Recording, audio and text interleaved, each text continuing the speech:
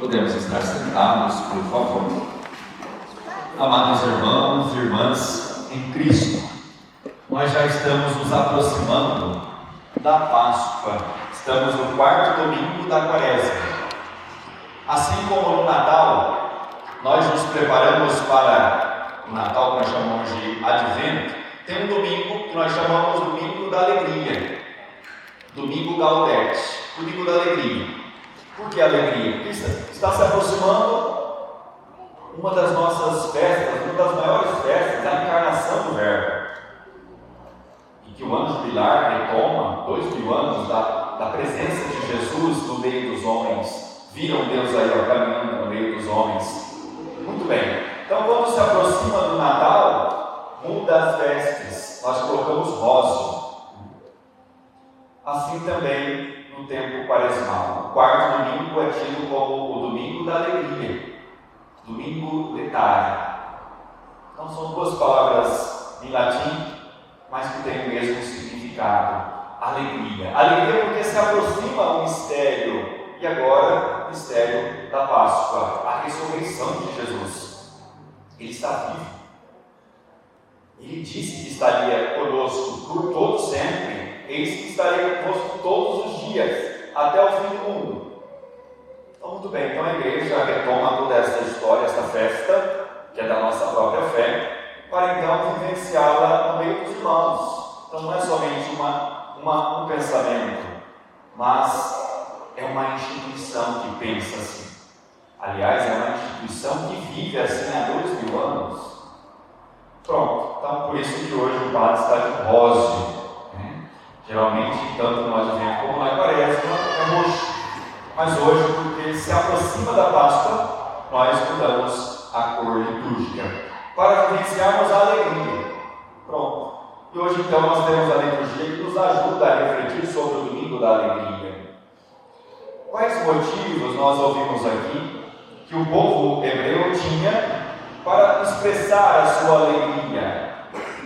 Eles entraram na Terra Prometida. E olha que essa Terra Prometida, se você abrir lá qualquer leitura, qualquer livro do Antigo Testamento, 3, 4 capítulos que você lê, você já encontra Terra Prometida.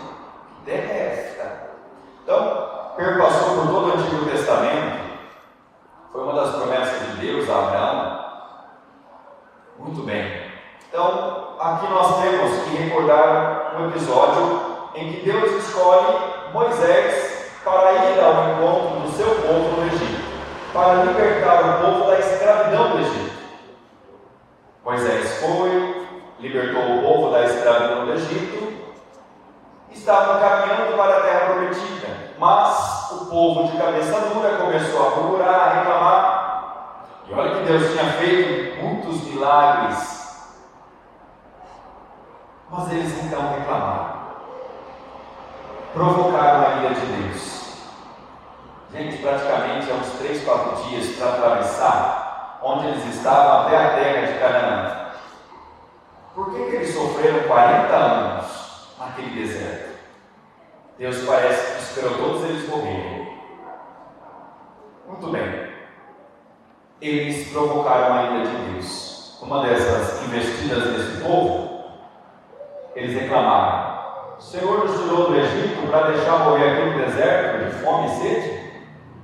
Deus mandou maná para eles, pãozinho que caiu do céu. Pediu para Moisés: bate naquela rocha que vai jorrar água e dá de beber para esse povo. Moisés ficou com tanta raiva que bateu 2 vezes. O motivo pelo qual Moisés não entrou na terra prometida. Ele avistou de longe: alguém teve que morrer para o povo entrar na terra prometida. Paulo faz essa interpretação dizendo que a rocha que jogou esta água no deserto era Jesus. Alguém teve que morrer para que todos pudessem entrar na terra prometida. Então nós sabemos que Jesus morre na cruz para que todos nós tenhamos a oportunidade de entrar na terra prometida. Então, todo o Antigo Testamento faz um paralelo com a vinda do Messias. O Natal e a Páscoa é a nossa fé. A encarnação do Verbo, ele veio até nós, Nasceu da Virgem Maria, como diz a profecia de Isaías, uma mulher vai conceber, dará à luz um filho, chamará de Emanuel, Deus conosco. Deus está conosco até então. Mas precisamos perceber essa presença de Deus na nossa vida. Então, Moisés fez tudo isso, o povo foi de cabeça dura, provocou a ira de Deus, pronto. Moisés morre, Josué assume o seu lugar. Aqui nós temos vários episódios que Josué participa. O circo de Jericó acontece com ele, a travessia até enxuto também do Rio Jordão, não da travessia do Mar Vermelho, isso foi no Egito. Mas Josué também aconteceu muitos milagres com sua presença. Muito bem, o povo agora então, como ouvimos hoje, se alegra, celebra a Páscoa, porque eles começam agora a comer dos produtos da terra, os primeiros frutos daquela terra que Deus havia prometido para eles. Cessou o maná, parou de cair o pãozinho do céu. Agora eles têm o que comer. Depois lá na frente Jesus vai dizer: olha, Moisés e o povo comeu o pão, o maná que caiu do céu, mas eu sou o verdadeiro pão que caiu do céu. Quem come deste pão viverá eternamente. Então, são palavras que Jesus retoma do Antigo Testamento e nos traz para vivenciarmos a nossa fé, a dependermos daquilo que nós acreditamos e professamos. Então aqui tem uma experiência deste povo hebreu.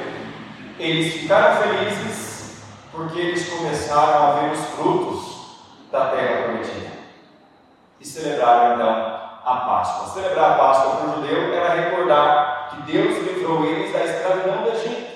Eles saem da escravidão para uma terra onde mana leite e mel. Assim é a nossa Páscoa. Jesus, Ele nos faz agora sair da morte para a vida. É isso. Ele destrói com a sua morte, paixão, morte e ressurreição, Ele destrói a morte e o pecado, para que nós possamos ter a oportunidade de vê-lo face a face, assim como diz, o veremos tal como ele é.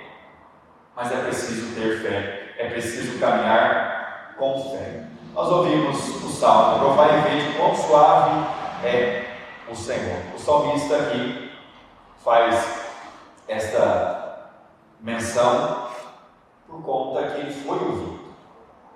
Este infeliz gritou a Deus e foi ouvido. Por isso é um motivo de alegria. Deus me ouviu, Deus me escutou, por isso sou feliz, por isso eu me alegro. Então a alegria do salmista em saber que Deus caminha com ele. Contemplai a sua face, alegrai-vos, e vosso rosto não se cubra de verdade. Agora nós podemos olhar para a cruz. Ali está o nosso Redentor, que é Jesus. Ele abriu o céu, ele fez com que fosse resolvido o problema que Adão havia causado no jardim do Éden, inimizade com Deus.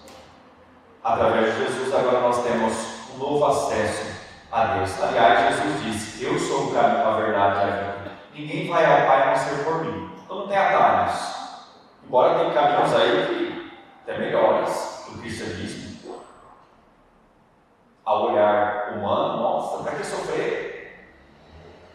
Mas nós sabemos que não tem outro caminho.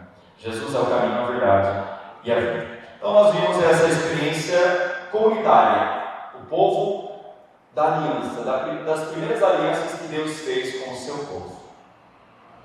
Caminhando para uma terra onde manda leite e mel, onde corre leite e mel. Uma terra de fartura. Muito bem. Agora nós ouvimos uma experiência particular de Paulo.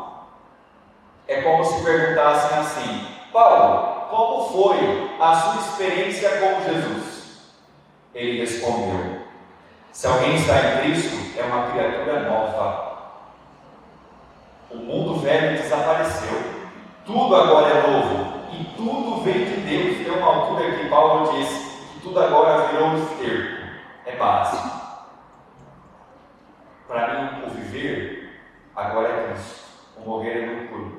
Nós talvez não chegamos nessa parte de dizer, agora pode me levar, Deus, que agora eu estou pronto. Paulo disse isso. Então, experiência particular, nós temos algo em comum com Paulo. Paulo não viu Jesus. Nós também não vimos Jesus. Os discípulos viram e conviveram com Jesus. Então, nós não podemos falar, não, é que Paulo era santo. Olha, Paulo também fez a sua experiência de perseguidor da igreja, se tornou perseguido. Tanto é que mataram ele, porque ele seguia Jesus.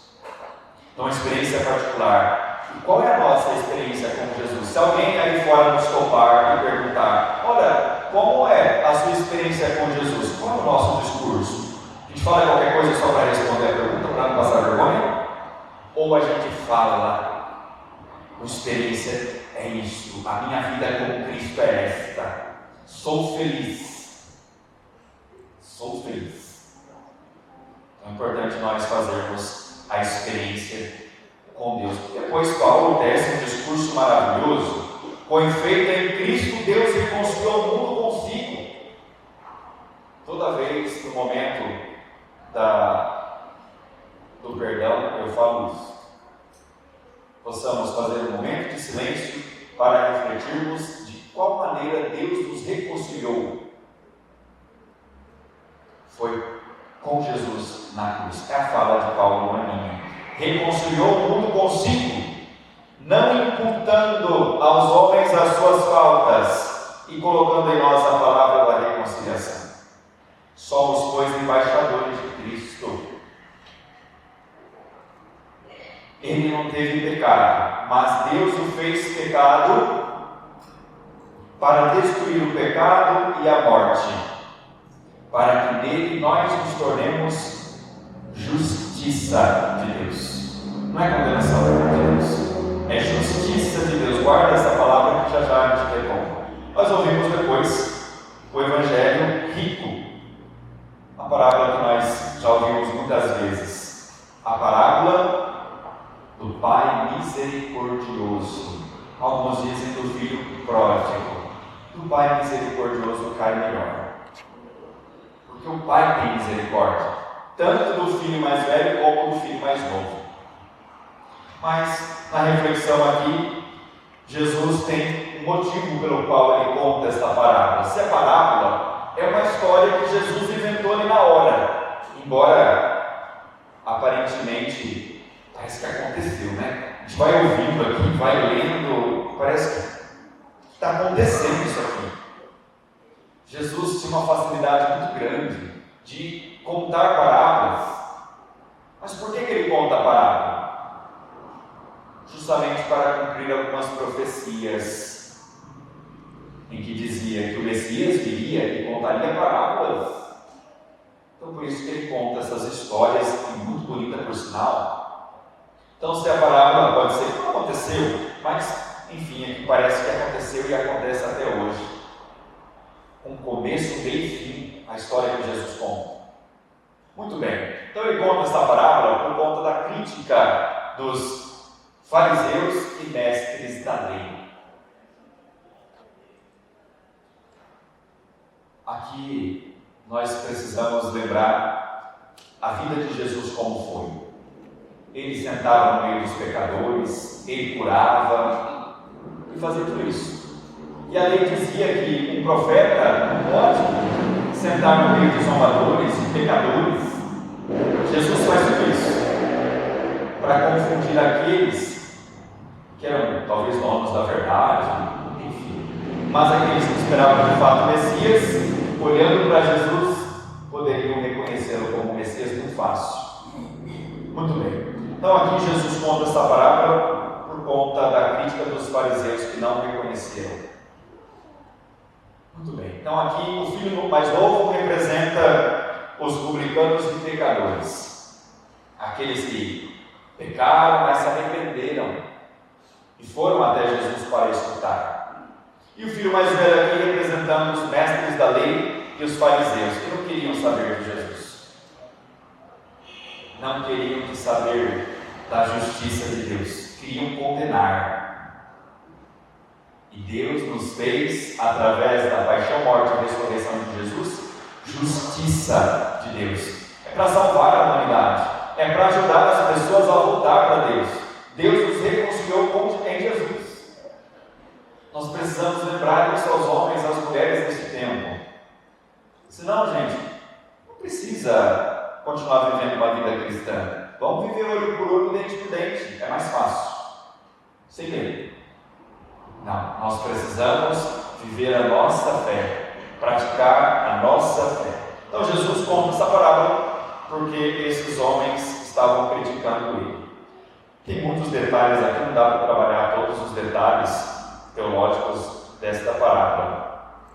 Mas lembremos aqui, quando aquele rapaz pede a herança, ele vai, gasta tudo, com prostitutas, diz a parábola, faz um regaço com a vida, passa fome, nem lavagem ele podia comer, que não davam para ele, mas isso serviu para que ele pudesse conscientizar. Tem gente que precisa sofrer bastante para se conscientizar que está errado. Tem gente que tem que comer lavagem para se converter. Tem um ditado que diz: não vem pelo amor e vem pela dor. Deus permite isso, não que Ele gosta dessas coisas, não, Ele permite, porque tem gente que precisa viver isso. Precisa. Mas isso não é o suficiente, e tem gente que acha que não é o suficiente. Ah, que Deus me abandonou, que Deus está me castigando. Não, Deus não castiga ninguém. Ele tolera nossas escolhas, as nossas liberdades. Então Ele tolerou aquele jovem que nem era nem direito dele pedir a herança, ele pediu, vai, faz o que você quiser. Ele fez o que ele quis, gastou um dia. Mas ele teve coragem de voltar.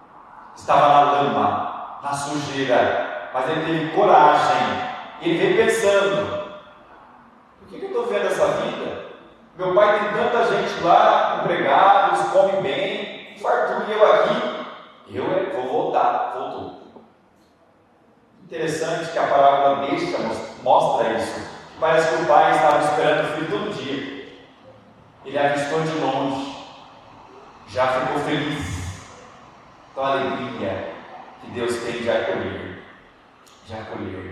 de abraçar, de beijar, de colocar uma roupa nova, um anel no dedo.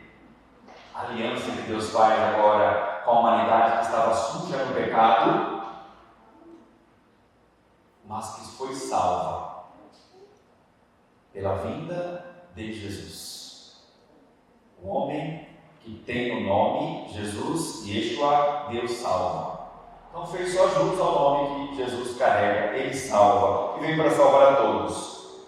Pronto, o jovem chega, o pai acolhe, festa, vamos fazer festa, matou o novilho melhor que tinha, vamos fazer festa, porque esse meu filho estava morto, ele voltou, vamos nos alegrar, gente, ele está vivo. Pronto, agora entra em ação os fariseus e mestres da lei que criticam. Esse homem senta com pecadores, come com eles, isso aí é o Messias? Muito bem, o filho mais velho entra em ação. Estava vindo então do campo, suado, dá até dó do rapaz, né? Trabalhador, honesto. Jesus está fazendo um manejo do pecado, não, gente. Não está defendendo gente que não presta, não. Mas se nós somos chamados a ser justiça de Deus, nós não podemos condenar ninguém. Lembra da figueira? Não, vamos cortar. Não está dando fruto, 3 anos que eu venho essa figueira aqui, não dá fruto, vamos cortar essa árvore aqui. Eu ia falar outra coisa. Calma, deixa. Vamos esperar mais um ano? Vamos adubar, vamos arrancar a terra daqui. Pronto, é esse tempo que talvez nós estamos, que Deus nos deu a oportunidade. Aproveitemos.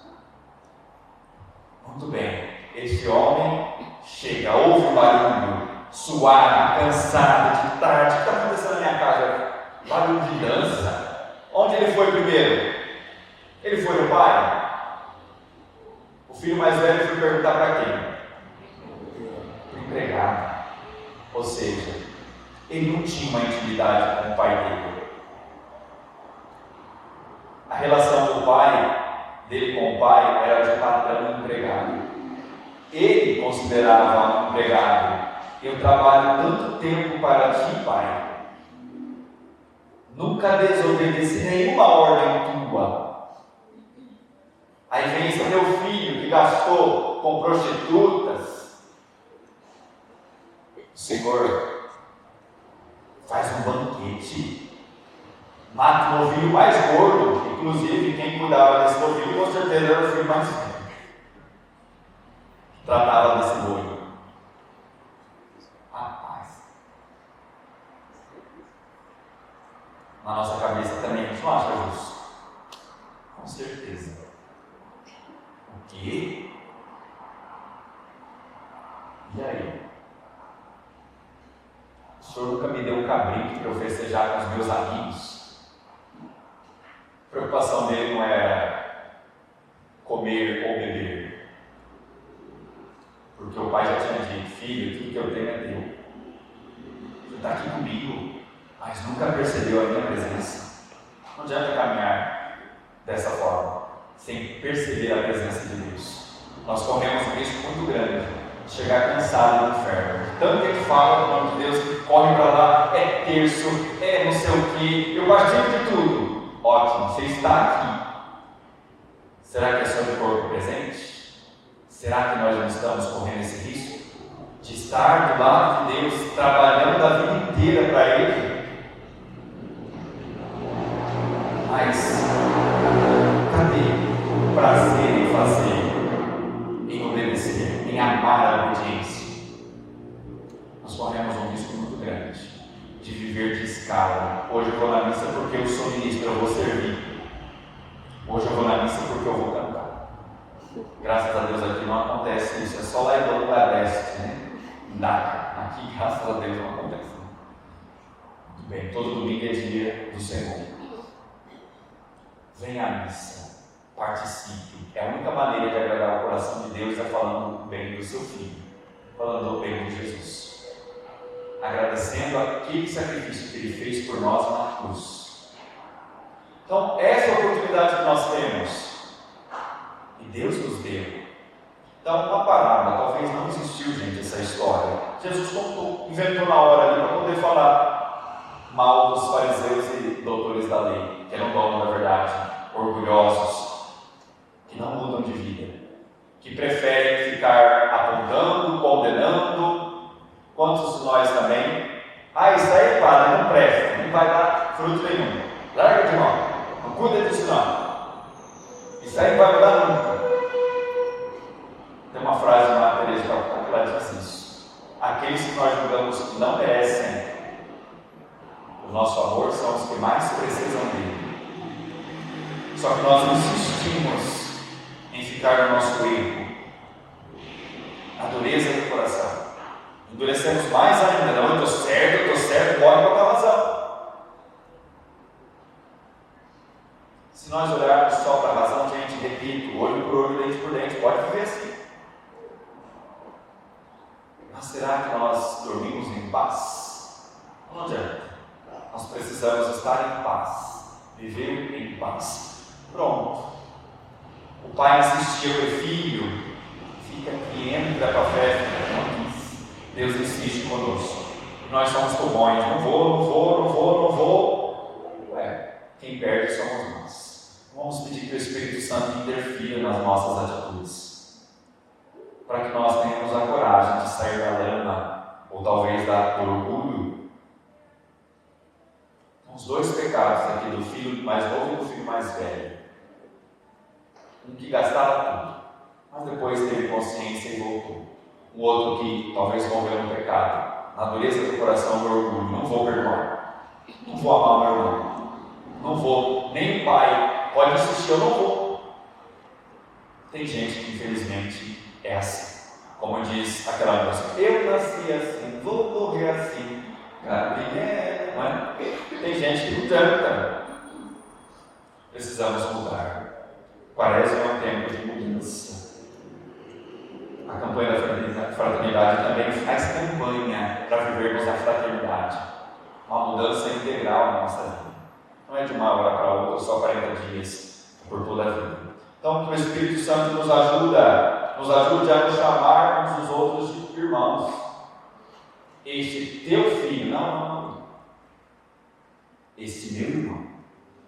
Quando a gente está com raiva, como esse jovem mais velho estava com raiva, ele foi brigando com o pai, não queria nem falar o nome do irmão. Este teu filho. E o pai fala, este teu irmão estava morto. Então Jesus morreu por todos. Nós vamos escutar isso na oração que o Padre faz sobre as oferendas. Por todos. Morreu por todos. O sangue, o corpo de Cristo, por todos. Não é para os judeus apenas, mas por todos. Vamos pedir que este Espírito Santo interfira, convença o nosso coração da mudança, de voltarmos para nós mesmos e para Deus, conscientizarmos que precisamos mudar, para poder voltar para Deus e obedecer.